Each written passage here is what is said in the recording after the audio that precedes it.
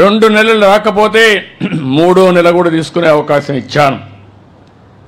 ఈరోజు మీరు చూసినప్పుడు దగ్గర 2 నెలలు తీసుకున్న వాళ్ళు 93,324 మంది ఉన్నారు. నేను మిగలబెట్టుకోవాలంటే 76 కోట్లు మిగులుతుంది నెలకి. కాదు, పేదవాడికి అండగా ఉండాలని అదనంగా 76 కోట్ల రూపాయలు నెలకు మీకు ఇస్తున్నానంటే అది పేదవాళ్ళ పట్ల అభిమానం. ఇంకో పక్కన మీరు చూస్తే 3 నెలలు తీసుకొని 16,000 ఉన్నారు, వాడుకో 14 కోట్లు ఇస్తున్నాం. వీళ్ళు కాకుండా భార్య భర్త ఉంటారు, భర్తకు పింఛన్ వస్తుంది, భార్యకు రావడం లేదు, భర్త చనిపోతే పింఛన్ ఇవ్వకుండా పోతే అనాథయ్యే పరిస్థితి వస్తుంది. భర్త చనిపోయిన వెంటనే భార్యకు పింఛన్ ఇచ్చే విధానానికి శ్రీకారం చుట్టామని చెప్పి కూడా నేను మీకు తెలియజేస్తున్నాను. ఆటోమేటిక్గా ఇస్తున్నాం.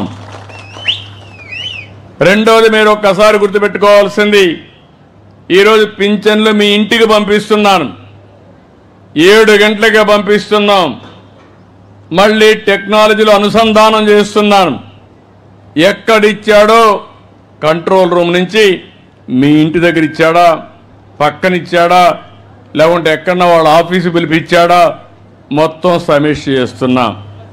మళ్ళా మీకు ఒక మెసేజ్ పంపిస్తున్నా, పింఛన్ ఇచ్చినప్పుడు డబ్బులు ఏమన్నా తీసుకున్నారా అని కూడా అడుగుతున్నా, మిమ్మల్ని ఇబ్బంది పెట్టారని అడుగుతున్నా, మర్యాదగా మాట్లాడారని అడుగుతున్నా.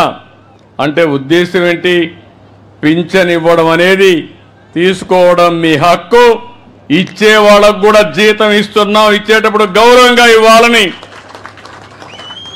ఎప్పటికప్పుడు పర్యవేక్షిస్తున్నాం. నేను ఒక మాటలో చెప్పాలంటే అందరినీ అభినందిస్తున్నా.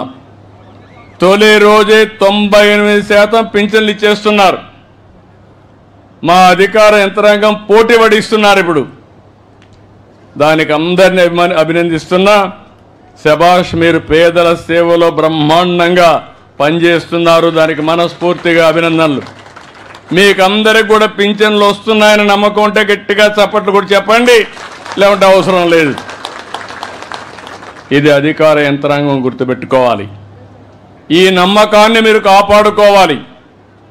అప్పుడే మనందరికీ న్యాయం జరుగుతుంది, మన జీవితాలకు ఒక మీనింగ్ ఉంటుందని చెప్పి కూడా నేను మీకు తెలియజేస్తున్నా. ఇంకో పక్కన మీరు ఒకసారి చూస్తే ఇవన్నీ కూడా ఇస్తూనే ఒక్కసారి మీరు గుర్తుపెట్టుకోవాలి, మనం ఇచ్చేది 4,000 లాస్ట్ స్లాబ్, అది అందరికీ ఇచ్చేది 4,000, ఇంకోటి 6,000, ఇంకోటి 10,000, ఇంకోటి 15,000. తెలంగాణలో మనకంటే ధనికమైన రాష్ట్రం, నేనే అక్కడ హైదరాబాద్ అన్ని డెవలప్ చేశాం. అక్కడ పింఛన్ ఇప్పుడు ఎక్కువగా అందరికంటే మళ్ళా వాళ్ళే ఎక్కువ. మన తర్వాత 2,016 రూపాయలు ఇస్తారు నెలకు. తమిళనాడు 1,000 రూపాయలే, కేరళలో 1,600, కర్ణాటక బెంగళూరు ఉంది 600, ఉత్తరప్రదేశ్ ఒరిస్సాలో 500. ఇప్పుడు నేను అడుగుతున్న, సమిక్షేమం ఇవ్వలేదనే వాళ్ళకి నేను ఇచ్చేది కళ్ళుంటే చూడాలి, మనసుంటే ఆలోచించాలని అలాంటి వ్యక్తులకు విజ్ఞప్తి చేస్తున్నా. మీరు కూడా గుర్తుపెట్టుకోవాల్సిన అవసరం ఉంది. ఎవరైనా వచ్చి ఏమి ఇచ్చాడంటే ఏమి ఇచ్చానో ధైర్యంగా చెప్పి మీరు వాళ్ళని నిలదీస్తే రాబోయే రోజుల్లో ఇంకా మెరుగైన ఫలితాలు మీకు వస్తాయి. అదే నాకు కొండంత బలం అని చెప్పి కూడా నేను మీకు తెలియజేస్తున్నా. అవే మీ ఆశీస్సులు నాకు. ఇంకో పక్కన మీరు ఒక్కసారి ఆలోచించినప్పుడు ఇలాంటివన్నీ కూడా రకరకాలుగా 28 రకాల పింఛన్లు మనం ఇస్తున్నాం. ఈరోజు పింఛన్లే కాదు, నేను ఆ రోజు ఒక మాట చెప్పాను, అన్నా క్యాంటీన్లు మళ్ళా పెడతానని అన్నా క్యాంటీన్లు పెట్టి దగ్గర 200 క్యాంటీన్లో పేదవాళ్ళకు భోజనం పెడుతున్నాం. రాబోయే రోజుల్లో చినగంజ మండలంలో కూడా ఒక అన్నా క్యాంటీన్ వస్తుంది. మీరు పోతే అక్కడ భోంచేసి ఇక్కడికి వచ్చే పరిస్థితి వస్తారు. ఏదైనా పనికి పోయినప్పుడు ఇలాంటివన్నీ ఏర్పాట్లు చేస్తాం. ఇదే కాకుండా ఇంకొక పక్కన మీరు చూస్తే చాలా కార్యక్రమాలకు శ్రీకారం చుట్టాం.